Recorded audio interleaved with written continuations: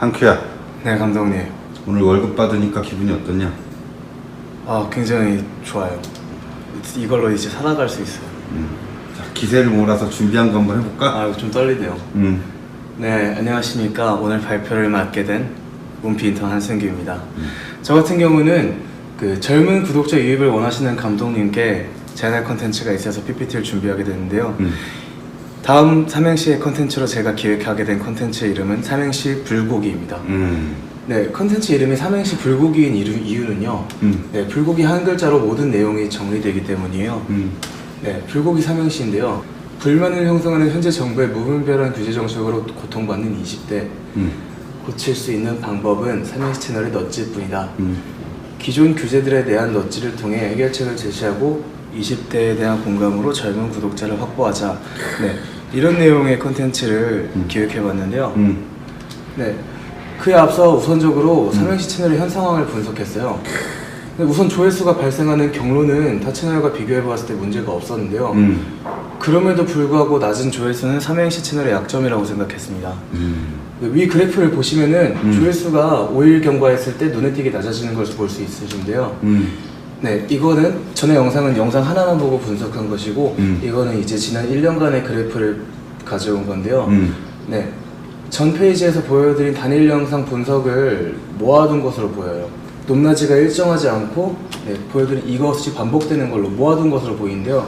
네, 이거는 즉 보는 사람이 정해져 있는 것으로 보여져요. 한 영상의 조회수가 꾸준히 올라가는 것이 아니라 업로드하고 시간이 경과되면은 이제 정해진 만큼의 구독자가 시청하고 이제 그만두고 그것이 반복되는 것이죠.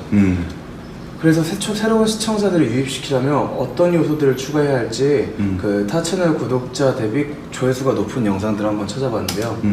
첫 번째는 무비트립입니다. 최근 개봉한 영화 기생충의 키워드를 통해 높은 조회수를 기록했고요. 두 번째 같은 경우는 JTBC인데 악동 뮤지션의 이찬혁 군이 등장해서 높은 조회수를 기록했어요. 그렇다고 먹방이나 몰카나 유명 연예인의 스캔들 중 뭐 아무거나 키워드 그런 것을 사용할 수 없잖아요. 그 이유는 삼행시 채널의 아이덴티티가 보장되고 유지되어야 된다고 생각했기 때문인데요. 삼행시 채널의 아이덴티티가 어떤 것이냐, 채널 가서 정보 보면 나오는 거 있잖아요. 감독님이 써두신 거. 마케팅 그리고 브랜딩. 네, 그리고 시의성까지 보장되어야 된다고 생각하는 겁니다. 추가가 시의성이야? 네, 마케팅과 브랜딩에 시의성이 있는 키워드가 조화롭게 어우러져야지 기존의 아이덴티티도 유지하면서 새로운 구독자들을 유입시킬 수 있다고 생각했어요. 당연한 얘기죠. 그러면은 시의성이 있으면서도 마케팅과 브랜딩과 연관 지을 수 있는 어떤 것이 있을까 한번 고민해봤는데요.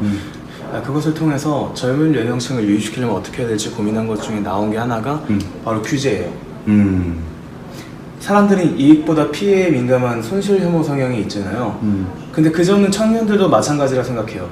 현재 청년들은 규제 정책 때문에 여러 가지 측면에서 불합리함을 느끼고 있습니다. 그러면 어떻게 규제가 브랜딩, 마케팅과 연관 지어질 수 있는지 말씀드릴게요. 네, 직장으로 간 심리학자 편에서 박사에 대해서 말씀하셨어요. 박사라는 것은 자신만의 틀로 다양한 세상 일을 해석하는 능력을 가진 사람이라고 말씀하셨는데요. 저는 삼행시에 계신 세 분이 마케팅과 브랜딩 측면에서 박사라고 생각을 해요. 부끄럽게 너. 네. 그렇기 때문에 삼행시의 틀로 규제를 해석한다면 국가는 곧 브랜드고 정책이 마케팅이면 이제 국민 같은 경우 소비자로 나눠지는 거죠. 규제 정책이 마음에 들지 않기 때문에 이제 불만이 나타나는 것이고 마케팅이 좋지 않기 때문에 소비자의 만족도가 떨어진다고 볼 수 있는 거예요. 그럼 컨텐츠 내에서 다른 규제에 대해서 말씀드릴게요. 술, 담배, 게임의 세 가지 규제가 두 종류로 나눠져요. 첫 번째는 규제가 필요한 것은 인정하나 과연 목적 달성이 가능한 옳은 규제인가? 효과는 없고 불만만 낳고 있는 것은 아닌가? 이것에 대한 게 첫 번째 규제 술, 담배고요. 두 번째가 애초에 규제 자체가 시작이 잘못된 규제예요. 규제하는 것이 옳지 않은 것. 네, 그것이 게임입니다. 제가 게임을 많이 하는 사람은 아니에요. 이거는 객관적으로 봤을 때 이런 결과가 나왔다고 생각합니다. 지난번 1차 PT에 비해서 이제 달라진 부분이 여기네. 네, 이거는 분명히 차이점을 두고 다른 시선으로 바라봐야 된다고 생각했어요. 규제는 필요하다. 과연 하지만 효과적인가의 측면으로 술과 담배를 봤을 때 금연 정책의 목적은 금연을 통한 국민 건강 증진이고요. 주류 규제 정책 같은 경우는 건전한 음주 문화를 형성하는 게 목표가 되어야 해요. 근데 적당한 술 같은 경우는 이제 할아버지들 같은 경우는 약주라고도 하시고 이제 맥주 한 잔 정도는 사회에 어떤 영향도 없이 건강에도 무해하기 때문에요. 네. 근데 술과 담배 같은 경우 목적이 불분명한 무차별적 규제가 시행되고 있어요. 그 예시로 여러 가지가 있는데요. 지금 시행되고 있는 것 중에서는 무차별적인 금연구역 확장, 담배 가격 인상, 금연구역 확장은 좋아요. 네, 나열하는 거예요. 담배 가격 인상, 그리고 이제 아직 시행되지는 않았지만 발의된 것 중 맨솔 담배 판매 규제가 있습니다. 네. 근데 반면에 주류 같은 경우는 건전한 음주 문화를 권장하는 것이 아니라 주류 자체에 대한 부정적인 프레임이 씌워지고 있는 상황이에요.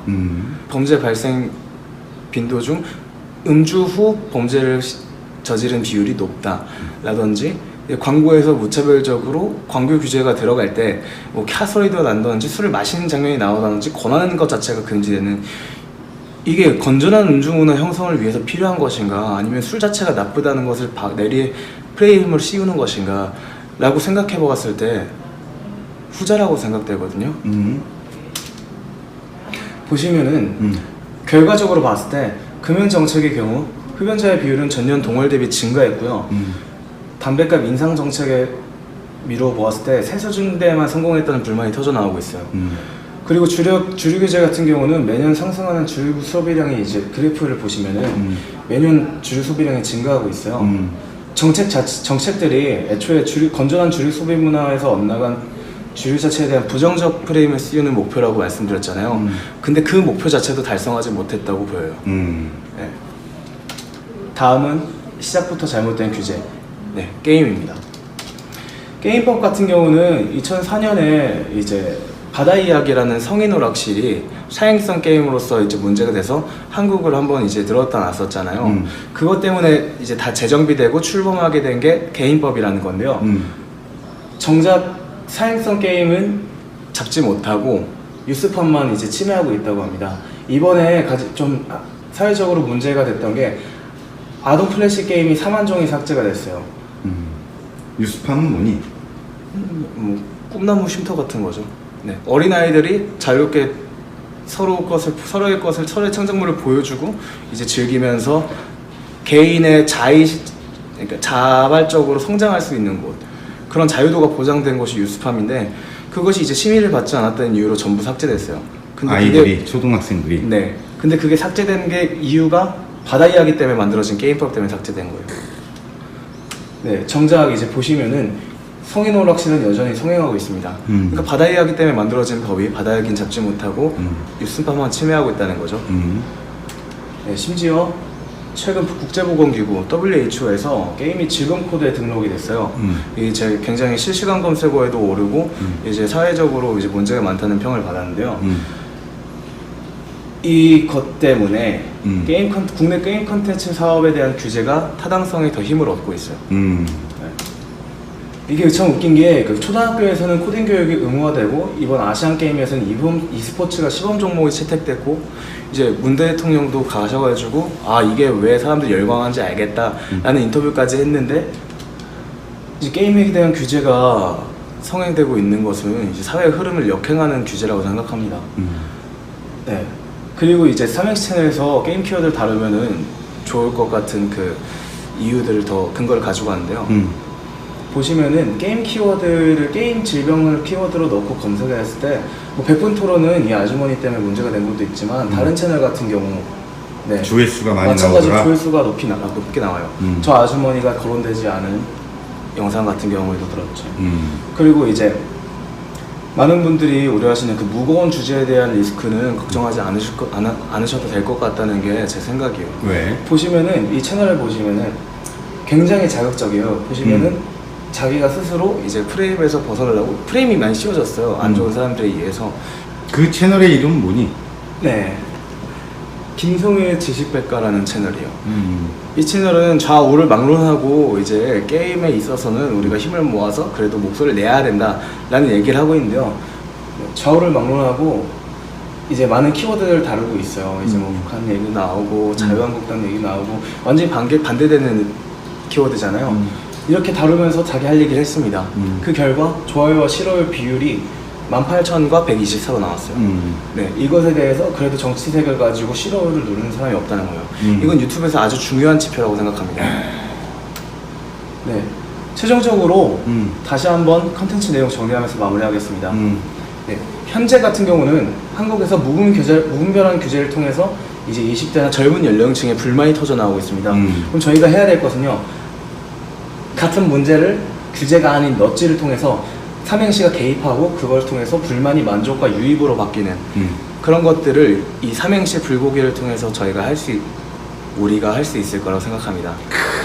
제 마지막으로 드리고 싶은 말씀은 걱정하지 마시라고요. 그러니까 좋은 일을 하는 거라고 생각해요. 이거는 우리가 여기에 대해서 토크를 나누는 것이 토크를 나누는 것에서 끝나는 것이 아니라 넛지 의견을 제시하는 거잖아요. 이렇게 안 좋은 것들을 이렇게 부드러운 개입을 통해서 정말 목적도 이루고 애초에 잘못된 것은 잘못됐다고 얘기하고 그러니까 마지막으로 정리하면서 얘기하자면 금연 정책과 건전한 음주 소비 문화는 그 규제는 옳아요.